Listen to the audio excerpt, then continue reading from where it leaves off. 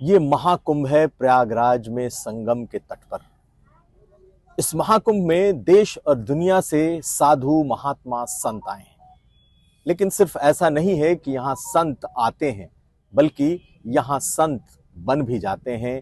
लोग अपने बच्चों को संतों के को दान भी करते हैं। कई बच्चे ऐसे हैं जो खुद आकर यहाँ पर संत बनने की प्रक्रिया में शामिल हो जाते हैं। ऐसी ही एक संत, एक साध्वी इस वक्त राखी सिंह, जो कि अब गौरी गिरी महारानी के तौर पर जानी जाएंगी। बहुत कम उम्र है, महज 9 साल की उम्र है। और इस जूनागढ़ के पंचदशनामा अखाड़े में इनके माता पिता ने इन्हें समर्पित किया है। वजह क्या है? इनकी खुद की इच्छा कि जब वो यहाँ आ गई तो अब नहीं जाएंगी, यानी कि अब वो इस संत परंपरा में शामिल हो जाएंगी। तो ये बताइए सबसे पहले आप ही से सवाल कि क्या अब आपने सांसारिक मोह का त्याग कर दिया, गृहस्थ आश्रम छोड़ देंगी, अब आप पूरी तरीके से संत? जी हाँ, मैंने सब चीज छोड़ दी, सबका त्याग कर दिया, माँ बाप बहन भाई सबका। और मैं सिर्फ अपने गुरु के शरण में रहूंगी। सब चीज का त्याग कर दिया मैंने। क्यों आपने ऐसा सोचा? कैसे सोचा?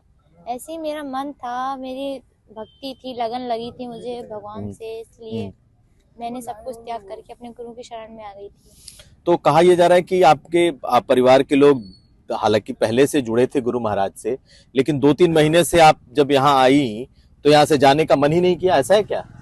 मैं पहले से भी जुड़ी थी इनसे, तब भी से मेरा बचपन से ही मन था कि हाँ मैं साध्वी बनूं। मैंने अपने घर पे भी बोला था सबसे, तब मैं छोटी थी, तब कोई सुनवाई नहीं करता था। जब मैं यहाँ पर आई, मैंने अपने गुरु से बोला कि गुरुजी मुझे भी आपकी तरह संत बनना है, तो गुरुजी ने बहुत समझाया मुझे कि आप छोटे हो, ये कोई मामूली चीज नहीं होती है, संत बनना इसमें बहुत कठिनाई होती है, परिश्रम करना पड़ता है। पर मैंने किसी की बात नहीं मानी।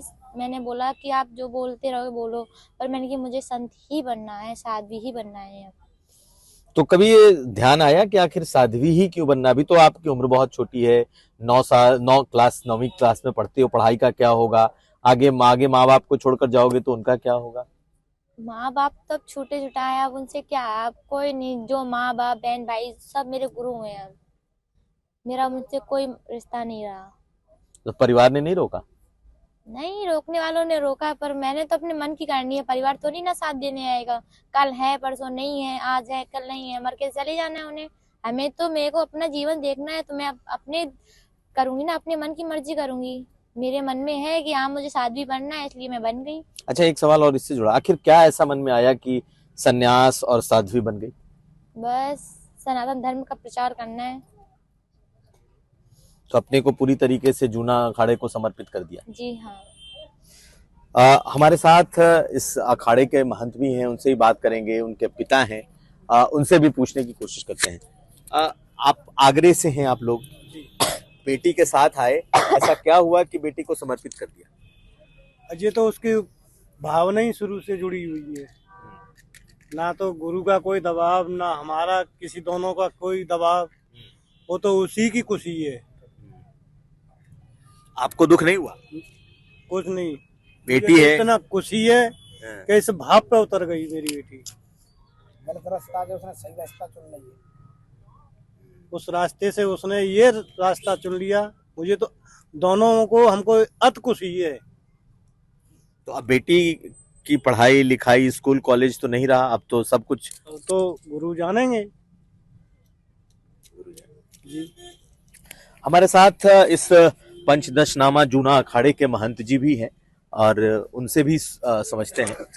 महंत जी, ये बताइए महाराज जी कि आखिर आपको इस परिवार ने अपनी बिटिया दान कर दी, समर्पित कर दिया, आप क्या करेंगे आगे? अब इसका आगे का भविष्य गुरु महाराज बनाएंगे। आगे का क्या जीवन में इसका कहाँ तक कहाँ पहुंचेगी, क्या अपना इस प्रचार शरीर का गुरु महाराज कृपा से आगे इसको कोशिश करेंगे जहाँ तक मंजिल तक, प्रकाश तक पहुंचाने। जहाँ तक गुरु महाराज की कृपा रही, जहाँ तक तो इसको उज्जवलता का भावना दिखाएंगे।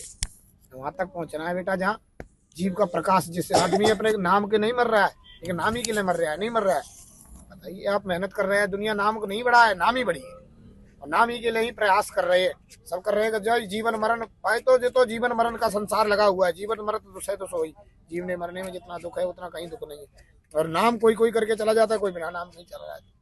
ये तो आया है काया, 5 प्रकार की 5 तत्वों में प्राप्त हो जाता है। लेकिन महाराज जी, छोटी बच्ची है, ये अभी से आपके आश्रम में आ गई, इसका पूरा जीवन अब सन्यासिनी का जीवन होगा, तो आखिर संत परंपरा में आपके अखाड़े में रहेगी तो कैसे इसका जीवन होगा?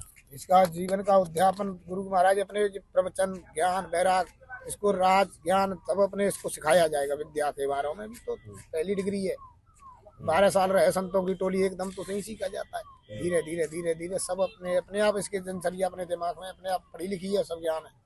तो क्या तो महाराज जी ये बताइए कि क्या इसको स्वयं ज्ञान आया कि मुझे यहाँ रहना है, या किसी तरीके से इसको कहा गया? नहीं, कोई किसी ने नहीं कहा, हमने तो इसको स्वयं समझाया। नहीं बेटा, ये लोहे के चना है, ये बहुत बड़ी कठिनता है। हमने बचपन में 3 साल के घर पे आ गए तो हमको पता है कैसे इसमें सन्यास में कितना बड़ा कष्ट है, कितनी परिस्थितियों से गुजरना पड़ता है। मैं बेटा इसमें तो जगडग पे कांटे हैं, जिस रूप में तेरे में तो हम तो चलो संत पुरुष में नारी में तो बहुत बड़ा फर्क है।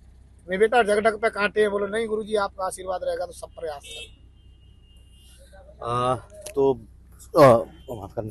तो ये आपने पूरी तरीके से संत परंपरा को आप समझती हैं या अब सीखेंगी?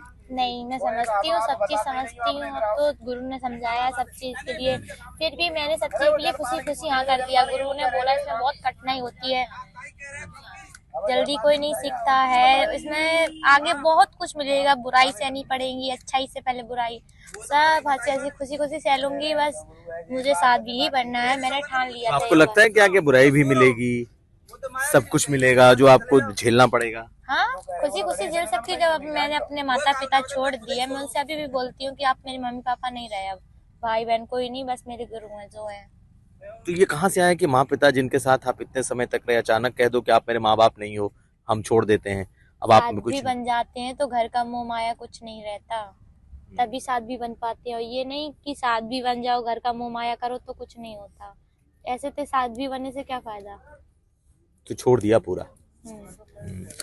तो ये वो परिवार है जिसने अपनी बेटी को भी दान कर दिया, और बेटी भी अब इस संसार में परिवार के साथ नहीं चाहती, उसने माँ बाप सबका त्याग कर दिया है। मैं बात करूंगा इनकी माता जी से, बात करने की कोशिश करूंगा। माता जी ये बताइए, आपसे भी एक सवाल है कि आप आई यहाँ पर और अपनी बेटी को अब इस मेले में, इस कुंभ में गुरुजी के पास छोड़ के जा रही हैं? जी, हम घूमने आए थे। हमारे बच्चों के मन में, हमारे मन में कोई ऐसा नहीं विचार था, यहाँ आकर ही विचार बदल गए बच्चों के। कुछ पता नहीं भक्ति में शक्ति जग गई, तो उसने बस सोच लिया कि मुझे साध्वी बनना है।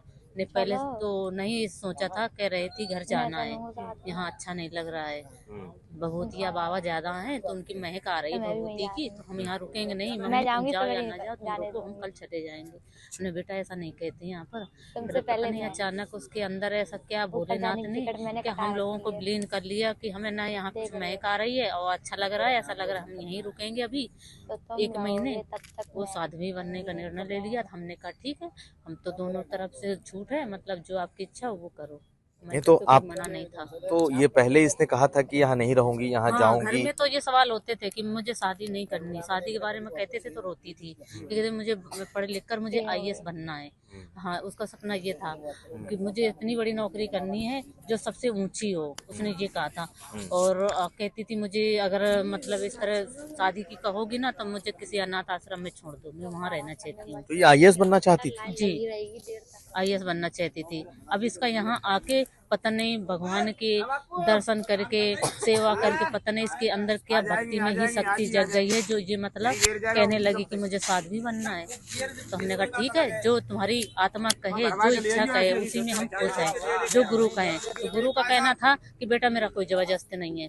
नहीं, लेकिन ये बताइए, इतनी छोटी बच्ची है, 9वीं क्लास में है, IAS बनने की उसकी इच्छा थी, लेकिन अब वो अचानक उसने अपना मन बदल लिया कि मैं साध्वी बनूंगी। आप छोड़ करके जा रही हैं, आपको लगता नहीं है कि बच्ची के साथ कैसा क्या होगा आगे? लगेगा, क्यों नहीं लगेगा।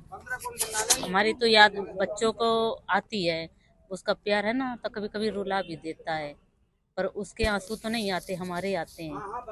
उसके आंसू नहीं आते? नहीं आते, पता नहीं। कह रही अब कोई मेरा अब माँ बाप नहीं है। ऊपर से जुड़ी है ना, ऊपर वाले की मेहरबानी की जो हमसे जुड़ी है भगवान से, तो शायद उसको हमारी याद नहीं आ रही अब। हाँ। तो घर में परिवार में सारे लोग इस बात को इनको एक्सेप्ट कर लिया कि हाँ नहीं, आप कोई नहीं चाहता ये कि क्यों क्या बना रही हो, क्या है वो, हम क्या कर सकते हैं, वो तो ऊपर वाले की वो है, वो जुड़ी होगी तो उसकी हम क्या, हमारे मुंह से ना निकलता ही नहीं है, कैसे मना कर सकते हैं। और सब चीज के लिए मना करते हैं, इस चीज में हमारे मुंह से ये निकलता ही नहीं है, हम खुश हैं, बहुत अच्छी बात है। 2 बेटियां हैं, एक बेटी तो आपकी अब संसार से सांसारिक मोह माया त्याग कर साधु हो रही है। हाँ, साधु हो रही है। कैसे चलेगा आपका? चलेगा, ऊपर वाला चलाएगा जीवन। जब जीवन दान दिया है बेटी को तो भगवान हमारा सहारा बनेगा। और वो कहती है ऐसे जीवन से रुका हुआ है, देखो वर्षों से तपस्या करे, घास फूस किया है, ऐसे ही व्यक्तियों से जीवन बीता है। भगवान हमारा सहारा बनेगा ना। जब हमने बेटी को जीवन दान दिया है तो भगवान हमारे मतलब बेटी के बदले में हमारा सहारा भगवान देगा ना। हमारे आगे पीछे कोई नहीं भगवान के अलावा। बेटी को आपने रोकने की कोशिश नहीं की? आप हमारे मुख से निकलता ही नहीं है, मुख से निकलता ही नहीं है कि ऐसा काम नहीं करना है। पता नहीं, बेटी की खुशी उसमें हमारी खुशी भाई। वो तो कहती, बेटी तो अब कह रही है कि अब मेरा कोई माँ बाप नहीं है। आप खुश हैं? फिर भी हम अपने हृदय से उसे थोड़े मतलब है क्या ये कह देंगे, अपने हृदय से थोड़ी कह देंगे, वो अपनी भावना से कह सकती है। तो कह रही है कि अब हमारे लिए अब हमारा माँ बाप भाई बहन अब कोई नहीं है, आप एक्सेप्ट कर लेंगे? अच्छा, जी जी। जब बेटी ने कह दिया तो हमारे इधर से खुशी ही है। हाँ, जो बेटी कहना वो हमारी तरफ से खुशी है। ये वो परिवार है जिसने अपनी बेटी को इस अखाड़े में, इस पंचदशनामा जूनागढ़ अखाड़े को समर्पित कर दिया है। जो इनकी बेटी है, उम्र कितनी होगी? 13 साल। 13 साल उम्र है, 9th क्लास में पढ़ती है। और अब आप देखें वो लड़की अब साध्वी बन चुकी है, उसे अब यहाँ से नहीं जाना है। जो लड़की IAS बनने को तैयार थी और अब वो यहाँ पर साध्वी बन गई है और आने वाले वक्त में वो एक साध्वी के तौर पर ही रहेगी, जैसा कि आनंद राज के साथ कुमार अभिषेक, महाकुंभ प्रयागराज आज।